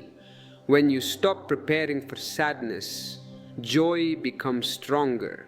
Not because joy changes, but because you do. Because your heart opens instead of bracing. Because your breath deepens instead of tightening. Because your presence becomes soft instead of guarded. Because you allow the moment to be what it is without dragging your fears into it. This is the beginning of trust. Trust in yourself, trust in life, trust in the present moment. Trust that you can meet whatever comes when it comes without rehearsing the pain in advance. Life does not require your fear to protect you. Life does not need your anxiety as a shield. Life does not ask you to prepare for every possibility. Life asks only one thing: be here, be open, be present, be alive. This is enough. This is more than enough. When you stop preparing for sadness, you discover something profound. Joy lasts longer. Joy deepens. Joy becomes rich. Joy becomes stable. Not because joy becomes stronger, but because your fear becomes quieter. You stop interrupting joy with worry. You stop comparing joy to past pain. You stop shrinking the moment with imagined loss. You begin to let happiness unfold without blocking its movement. And then once you stop bracing for sadness, you are ready for the next step. learning how to let joy flow instead of trying to hold it still. Because joy is not something to grasp. It is something to move with, breathe with, dance with. It is not a possession, it is a current. And now gently we move toward understanding how to let that current flow through your life without fear. Now that you have stopped preparing for sadness, now that the heart is no longer tightening at every small touch of light, we can enter one of the most beautiful and transformative truths about joy. That joy is not something you can hold. Joy is movement. Joy is flow. Joy is like wind, like water, like breath. The moment you try to hold joy, it slips through your fingers. Not because joy is weak, not because joy is fragile, but because joy is alive. It is not meant to be kept still. It is meant to move through you, move with you, move as you. When you try to trap it, it disappears. When you try to own it, it fades. But when you allow it to flow, it grows. If you are ready to let this flow enter your life, to truly understand the mechanics of letting go, consider delving into the deeper practices I have outlined in my ebooks available below. They are not for the mind that wants to possess, but for the soul that wants to flow. I say to you, the greatest mistake people make is trying to hold happiness. They clutch it, they tighten around it, they grab it with trembling hands, afraid it will vanish. And in that grasping, in that fear, in that attempt to freeze a living thing, they crush the very feeling they want to keep. Joy cannot breathe in a closed fist. Joy suffocates under control. Joy dies when you try to imprison it. It is like trying to hold water in your hands. The tighter you squeeze, the faster it escapes. Have you noticed how the happiest moments in your life came when you were not trying to be happy? They came when you were relaxed, open, present, flowing with the moment. You were not grasping, you were not controlling, you were not trying to make the moment stay. You were simply there, fully there, and joy, seeing that you were open, entered. It filled the room, it filled your breath, it filled your being. And then because you were still and receptive, it stayed as long as it stayed. It lived its natural life. It came, it moved, it breathed, it left like a breeze through an open window. Joy is not something to possess. Joy is something to partner with. But the mind, terrified of impermanence, terrified of unpredictability, tries to convert joy into an object. It tries to make it stable, predictable, guaranteed. And the moment the mind does this, joy fades, because joy does not belong to the mind. Joy belongs to the heart. Joy belongs to awareness. The mind cannot hold joy because the mind is always moving. But awareness can. Awareness does not grasp. Awareness allows. Awareness watches. Awareness receives. Imagine standing in a river. The water moves around your legs. It moves past your body. You cannot stop it. If you try to dam it with your hands, it will slip away. If you try to grab the water, you will end up with nothing. But if you let the water flow, you feel its coolness, its softness, its life. You feel connected to it. You feel nourished by it. Joy is like this river. It touches you when you allow it. It refreshes you when you are still. It deepens when you stop trying to force it. The more you allow joy to flow, the more joy flows naturally into your life. Because joy is not created by effort. It is created by openness. It is created by surrender. It is created by letting life move without your interference. When you stop controlling your experience, joy finds a way to enter. When you stop judging your emotions, joy has room to grow. When you stop tightening around the moment, joy breathes and something else happens. When you let joy flow, fear weakens. Fear depends on control. Fear depends on boundaries. Fear depends on tension. Fear depends on your refusal to let life move naturally. But when you begin to say yes to joy, yes to the moment, yes to whatever rises and falls within you, fear loses its grip. You discover that nothing needs to be held. Everything can be lived. Everything can be met. Everything can be allowed to move. This is real freedom. Not the freedom to control life, but the freedom to let life unfold. Once you allow joy to flow, you are ready for something even deeper. Living your entire life from this softness, this openness, this slowness, this quiet presence. Not moments of joy, not bursts of joy, but a life guided by awareness, a life that is soft, slow, awake, unguarded, unafraid. And so now we move into the final doorway of this section, learning how to live soft, slow, and awake. So joy is no longer a visitor in your life, but a constant companion. Now that you have learned to let joy flow instead of trying to hold it, now that you understand joy as a movement, as a current, as a quiet presence passing through your being, you are ready for one of the most important shifts in the entire journey. Learning to live soft, slow, and awake. These three qualities are not techniques. They are not practices you do for 20 minutes in the morning and then forget. They are not rituals. They are ways of being. They are the atmosphere in which joy naturally thrives. They are the soil, the water, and the sun that allow the flower of your consciousness to open. They are the environment where happiness does not simply appear as a fleeting moment, but becomes a way of life, a constant undercurrent, a background music to your entire existence. I say to you, softness is strength, slowness is clarity, awakening is freedom.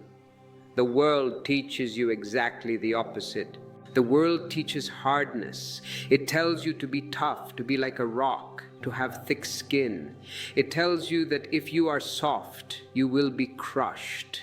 It tells you that vulnerability is dangerous because the world is interested in your survival, not your aliveness. Hardness can be controlled. Hardness is predictable. A rock does not change much, but a flower is unpredictable.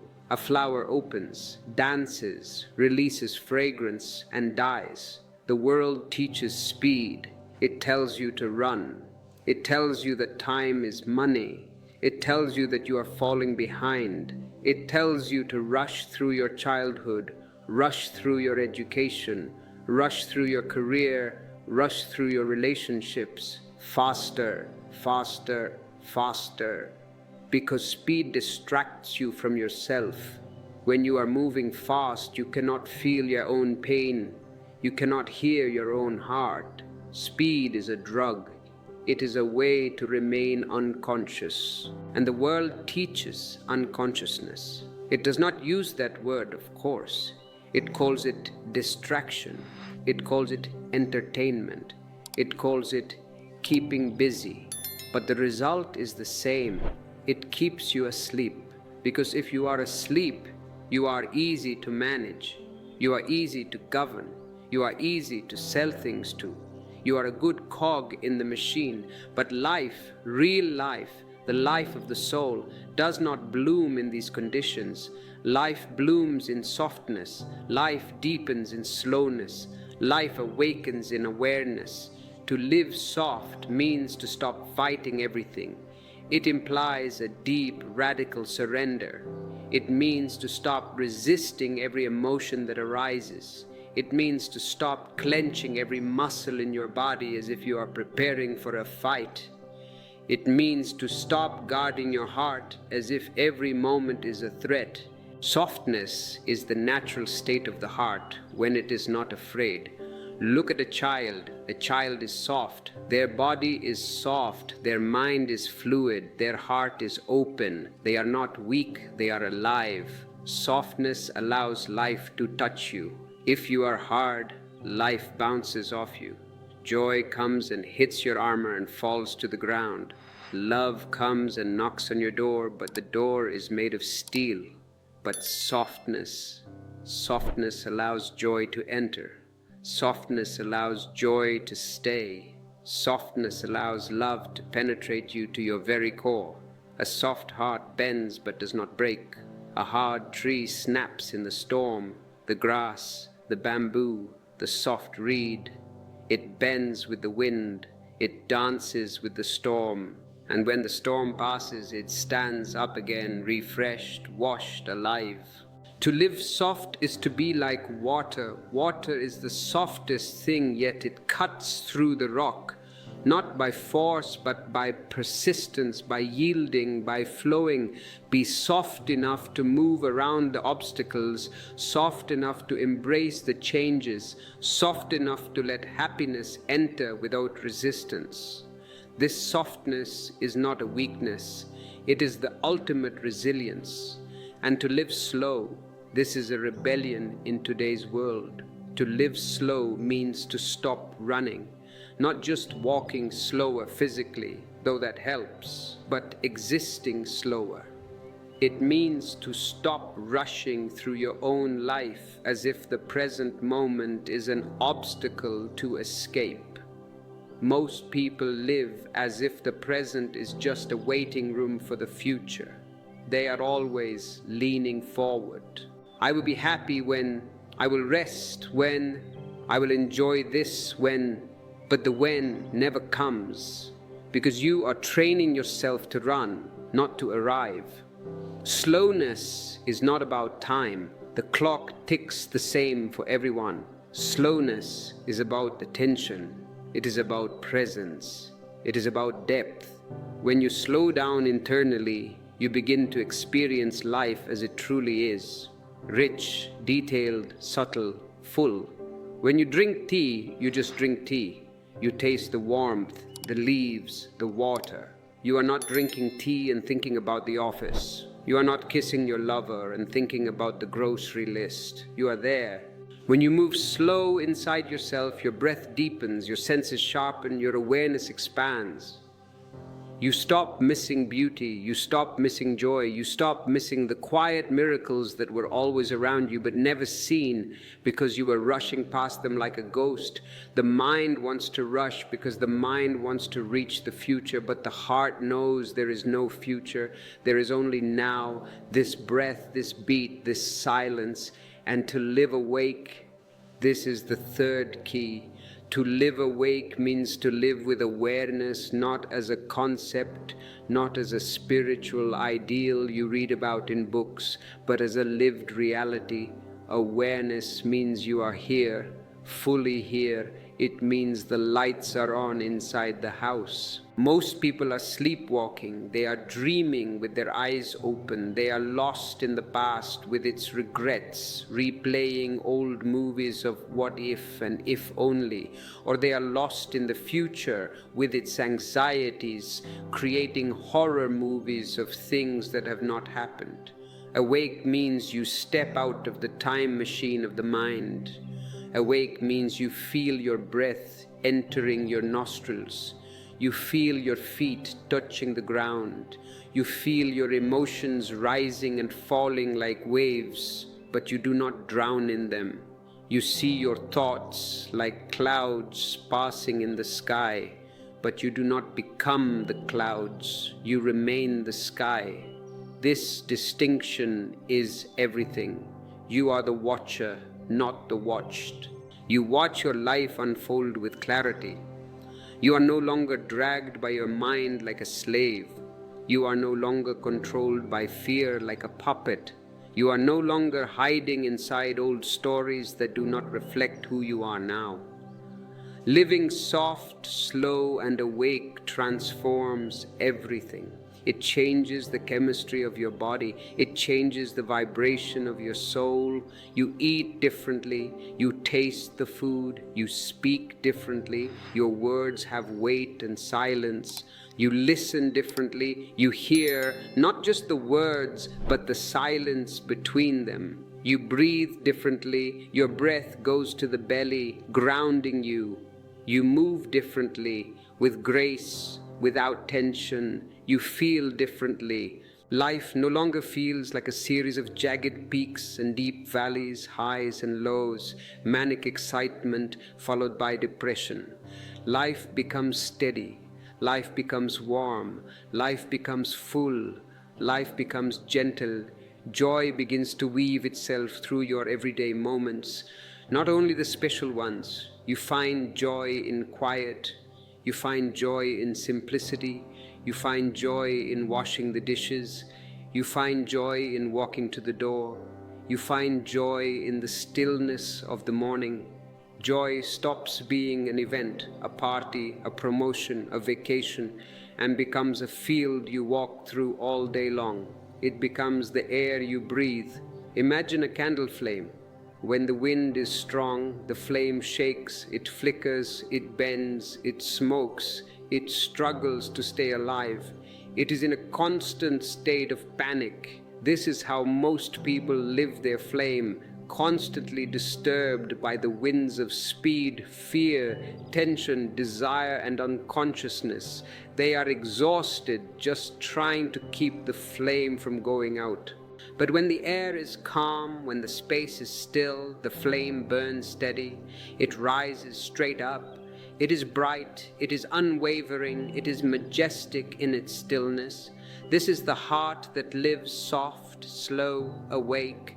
This is the joy that arises in a life built on presence rather than panic. And once you learn to live this way, soft, slow, awake, happiness is no longer something you fear. Happiness becomes your natural climate. It becomes your inner weather. It becomes your emotional home. You no longer chase joy because you do not chase what you already are.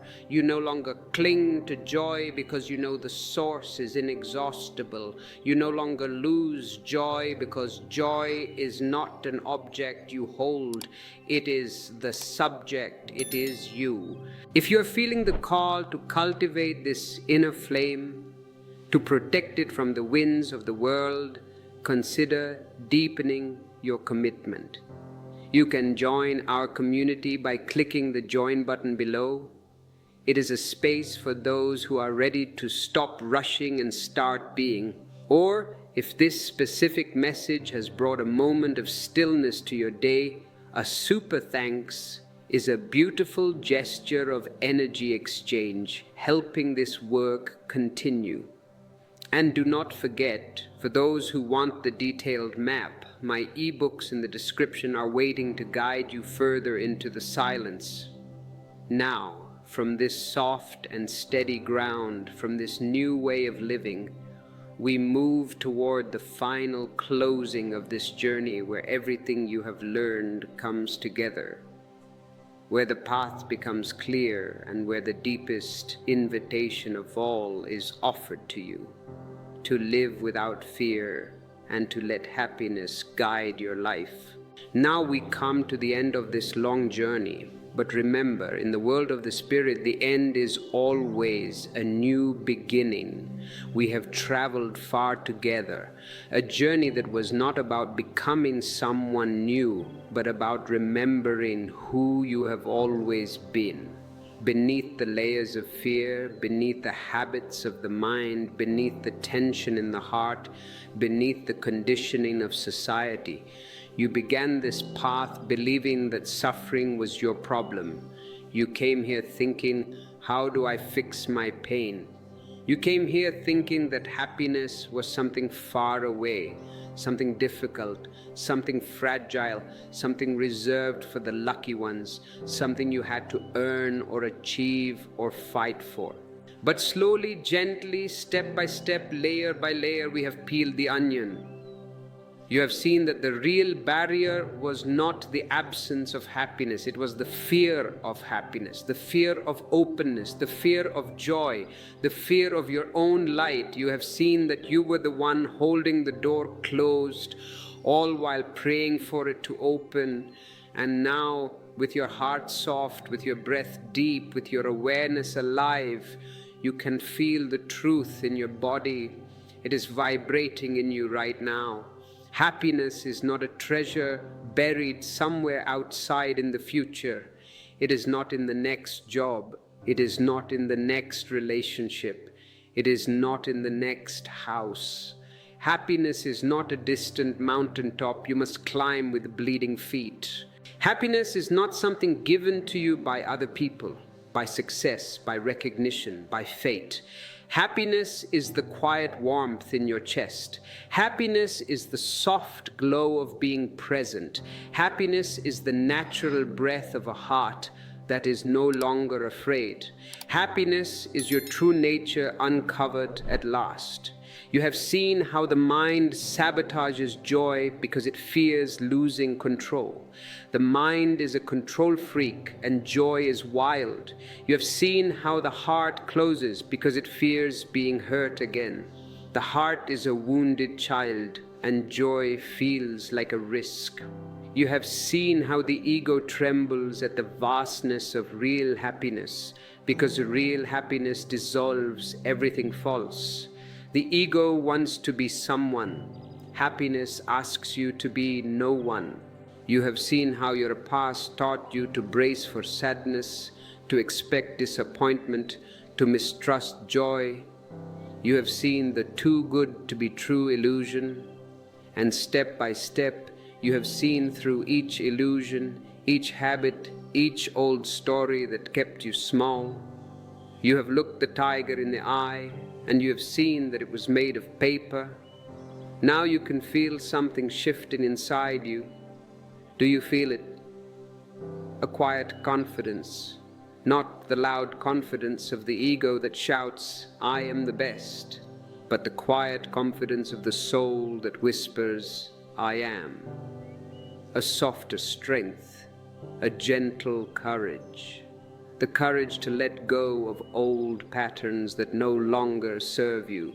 The courage to stop preparing for sadness. The courage to put down the umbrella when the sun is shining. The courage to stop dimming your own light just to make others comfortable. The courage to let happiness flow without holding it, without fearing it, without shrinking from it. The courage to open your heart even when it trembles. The courage to live soft, slow, and awake in a world that is hard, fast, and asleep. This is the path of the warrior, not the warrior who kills, but the warrior who dies. The warrior who kills the false self so the true self can live. The warrior who conquers the fear of joy. I say to you, do not hide from joy anymore. Do not apologize for your happiness. Do not feel guilty for your peace. Do not pull back when happiness touches you. Do not protect yourself from the very thing that will heal you. Let your chest open. Let your breath deepen. Let your heart feel safe again. Let yourself live the life that has been waiting for you.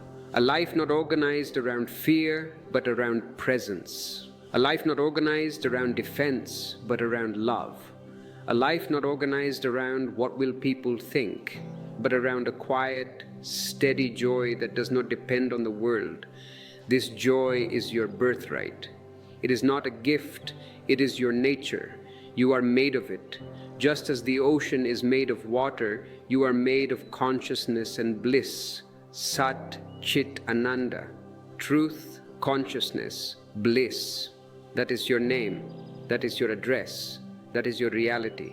And now I want to leave you with a final truth, a truth that is simple, so simple that the mind might miss it, but life-changing if you allow it to enter your heart.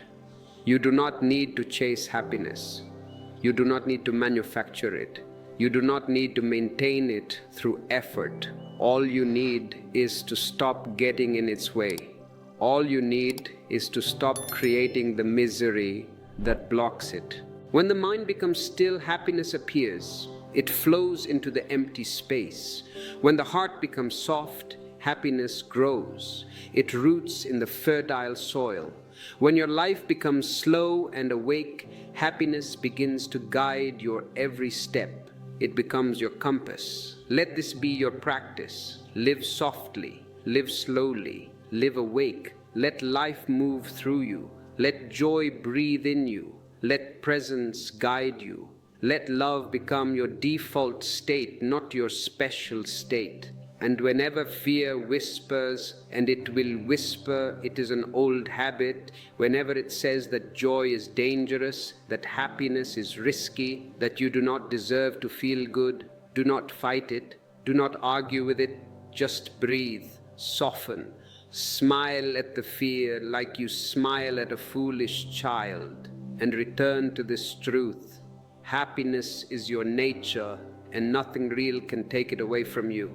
The clouds may come, but the sun never leaves. The waves may crash, but the ocean remains. You are the sun, you are the ocean. You are the joy you have been seeking. If these words have found a home in you, if you feel the truth of them resonating in your silence, then do not let this moment pass without action. Action grounds the energy. Subscribe to this channel so that we may meet again in this space of awareness. Like this video to help the algorithm of existence spread this light to others who are still lost in the dark. Your click is a small act of compassion. Share it with those you love, for the greatest gift you can give is the key to their own prison. Check the description for the books that can guide you further.